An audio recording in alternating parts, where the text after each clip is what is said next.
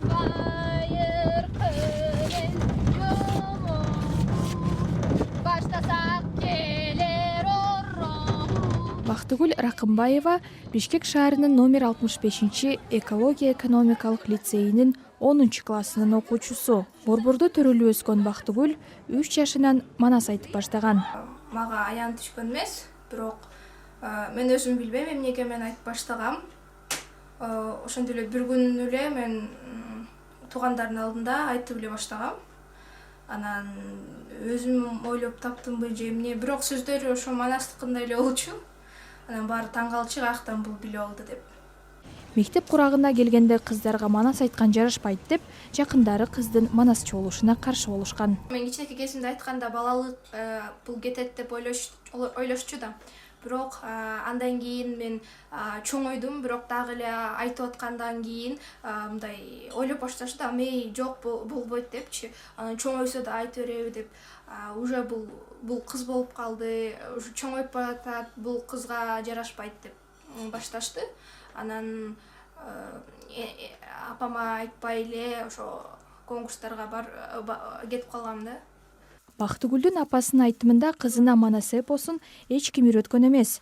Кызынын өнөрүнө анчейин маани бербеген апа чоңойсо унутуп калса керек деп ойлогон. Тиги классынан бир күнү келди ошо. Мени манас айтам деп эме кылды классына.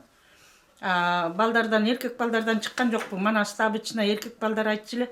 Сага эмеси деле жокко десем, жок апа мен айтам деди.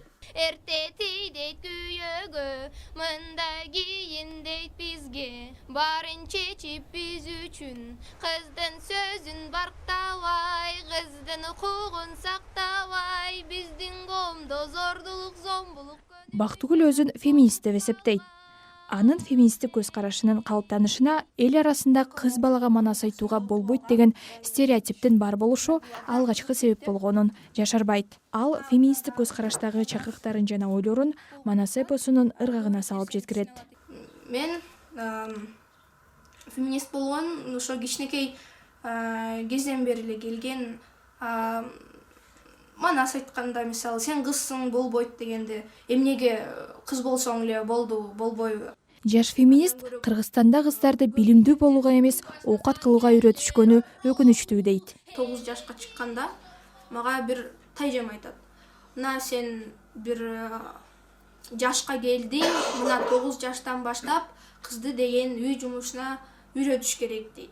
Сен мындай кылганды үйрөнүш керек, тигиндей кылган.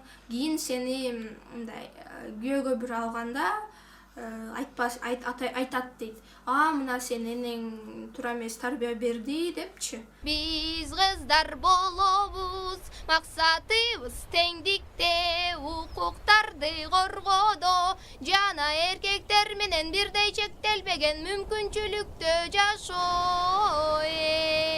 Бактыгүл келечекте кыз келиндердин укуктарын коргогусу келет жана Кыргызстан феминисттерге муктаж деген пикирде.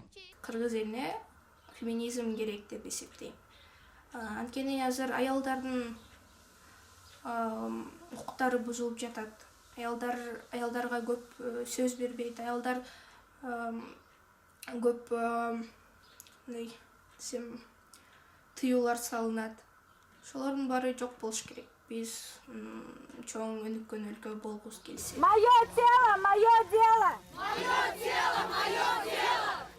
Ал тарапташтары менен 8 март күнү кыз келиндердин укуктарын коргоо үчүн уюштурулган жөө жүрүшкө да катышкан.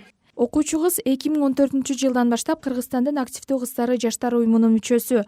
Бул уюм гендердик теңдик, кыз келиндердин укуктарын коргоо, зордук зомбулуксуз жашоо деген позицияны кармаган жаштардын башын бириктирген. Биз дагы коомдун бөлүгү, биз дагы элдин бир күчү, биз дагы салым кошобуз. Бүгүн жана ушул убакытта ойлорубузду ишке ашырабыз. Эльвира Акимова, Алишер Муталипов, Азаттык үн алгысы, Бишкек.